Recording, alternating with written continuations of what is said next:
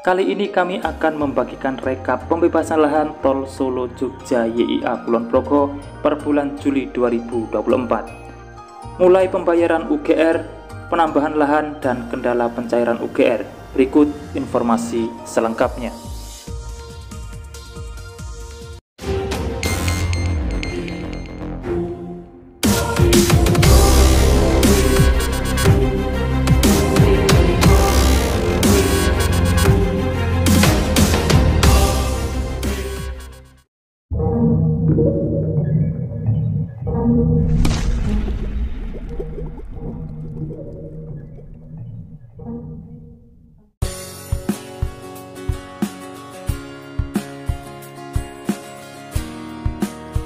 Seperti biasa, sebelum berlanjut ke pembahasan, dukung selalu channel ini dengan cara subscribe dan nyalakan loncengnya untuk mengikuti update informasi pembangunan di setiap harinya. Proses pembebasan lahan tol Jogja Solo yang terdiri atas ruas tol Maguwo Harjo dengan ruas Jogja Bandara YIA Kulon Progo terus berproses. Ruas Maguwo sampai Trihanggo atau sepanjang Ring Road Utara Sleman ini diperkirakan panjangnya 7,21 km, sedangkan ruas tol Jogja YIA Kulon Progo sepanjang 38,57 km. PPK Jalan Tol Jogja Solo Dian Ardiansah menjelaskan, pembebasan lahan kedua ruas jalan tol tersebut saat ini masih berproses. Khusus untuk ruas Maguwo Harjo Trihanggo, saat pengukuran lahan terdampak saat ini telah terselesaikan. Setelah pengukuran, tahap selanjutnya memasuki pendataan bangunan dan tanaman terdampak yang akan dilakukan Satgas B. Adapun Satgas ini di dalamnya selain berisi dari BPN, juga melibatkan Dinas PU hingga Dinas Pertanian.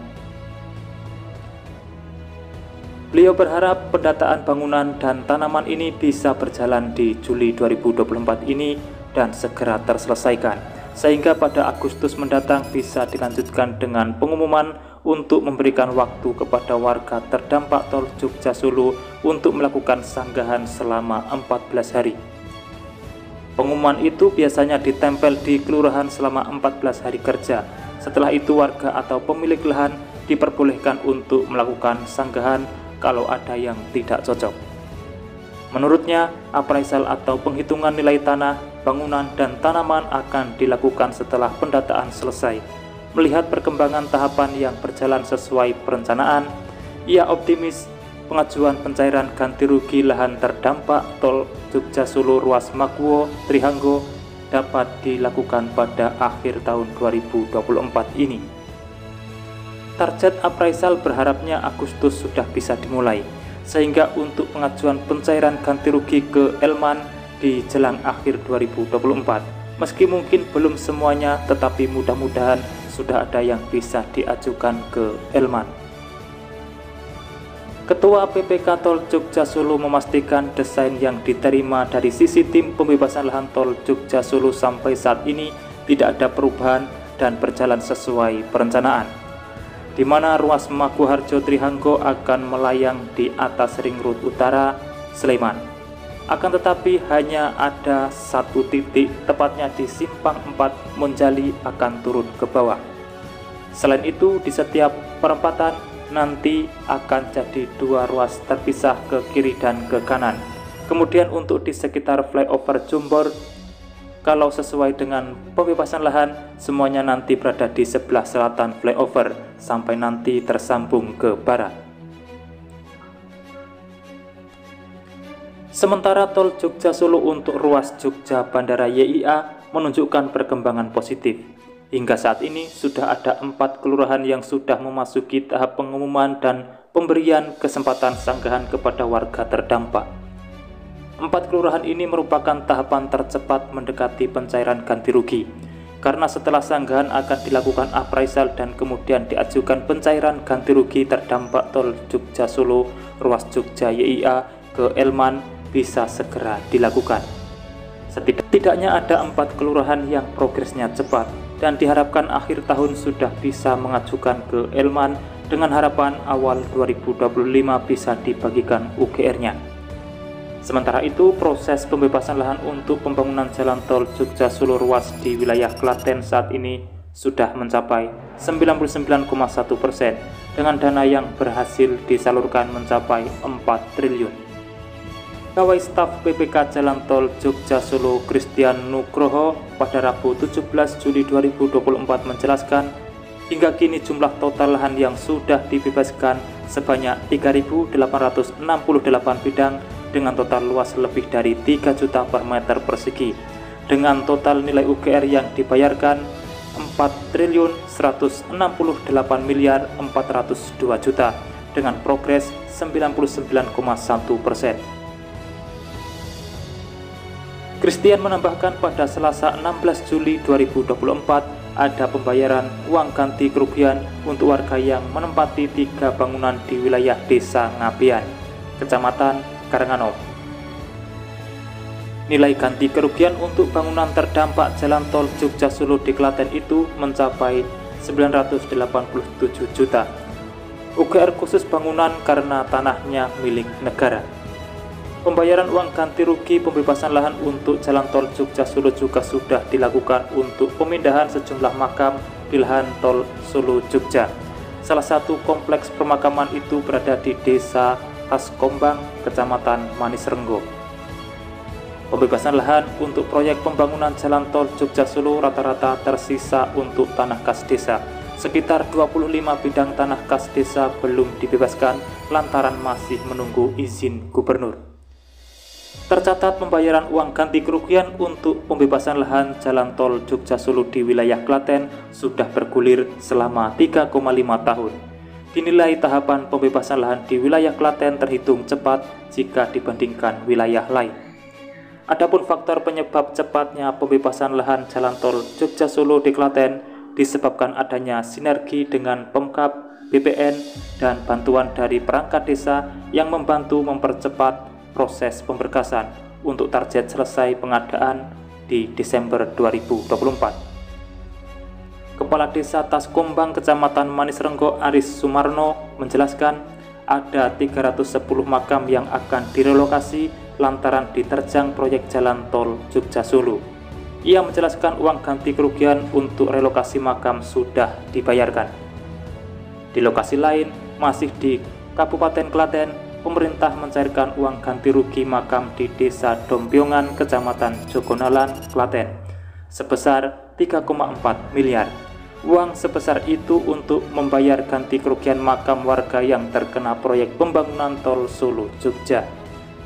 Kasih pengadaan tanah BPN Klaten Tekad Subagio di Balai Desa Dompiongan pada Jumat 19 Juli 2024 menjelaskan pembayaran ganti kerugian dalam rangka relokasi makam Desa Dompiongan di total dari 549 makam dengan total UGR sebesar 3,4 miliar.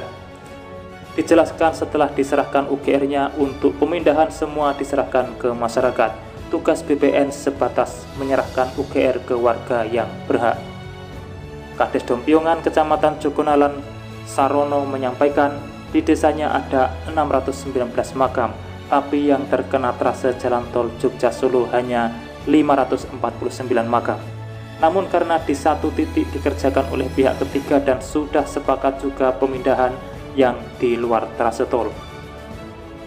Menurutnya, dengan kesempatan itu maka semua makam 619 akan direlokasi seluruhnya dengan anggaran dari 549 makam. Untuk waktunya diserahkan panitia dan pihak ketiga. Pemerintah desa hanya menopang secara hukum dan pemindahan nanti panitia dan pihak ketiga. Lahan sudah disediakan yang jaraknya cuma 100 meter dari makam lama. Terpisah, Ketua Panitia Pemindahan Makam Desa Dompiongan Agus Haryono menyatakan sudah bertemu dengan Al-Iswat selaku pihak ketiga. Sementara seorang warga, Sriyanto, mengatakan ada 19 makam terah keluarganya yang terkena. Nilai UGR bervariasi satu dengan yang lain.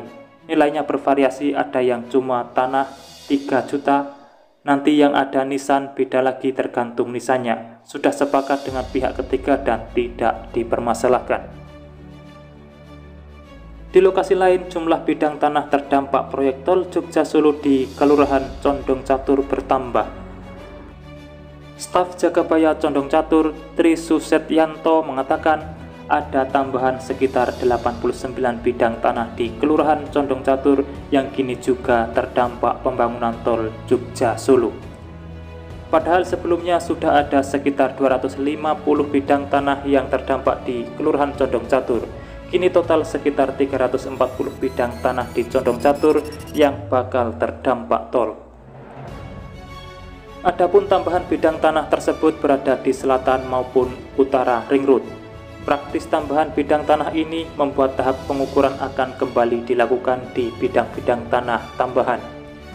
Meski bidang tanah yang terdampak banyak, tetapi bila total luasnya lahan yang terdampak tol Jogja Solo di Kelurahan Condong Catur terbilang sedikit.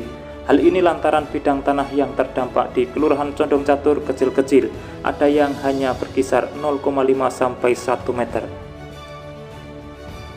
Jika dirunut dari jenisnya, mayoritas bidang tanah terdampak tol Jogja Solo di Condong Catur digunakan sebagai unit usaha, sekitar 60% bidang tanah terdampak berupa tempat usaha, baru sisanya sekitar 40% merupakan hunian penduduk. Saat ini pengadaan lahan tol di Condong Catur baru sebatas tahap pengukuran bidang terdampak. Tahap ini untuk menentukan tiap bidang tanah terdampak berapa meter. Namun adanya tambahan bidang yang terdampak membuat pengukuran akan kembali dilakukan. Sementara di Kabupaten Sleman, pembebasan lahan tol Jogja Solo seksi 2 paket 2.2 Trihanggo Junction Sleman masih menyisakan 3 bidang tanah. Ketiga bidang tanah tersebut masih terganjal persoalan administrasi. Salah satu di antaranya, uang ganti rugi terpaksa harus dititipkan ke pengadilan melalui konsiliasi.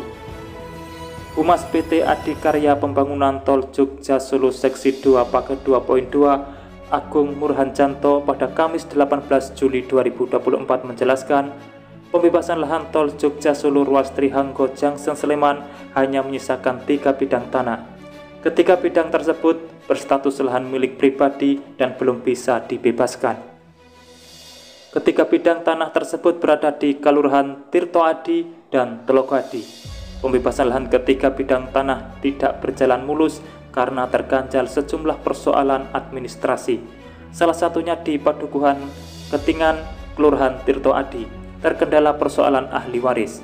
Salah satu ahli waris pada bidang tanah tersebut tidak diketahui keberadaannya alias misterius. Padahal kelengkapan ahli waris menjadi unsur penting dalam pemberkasan untuk pembebasan lahan.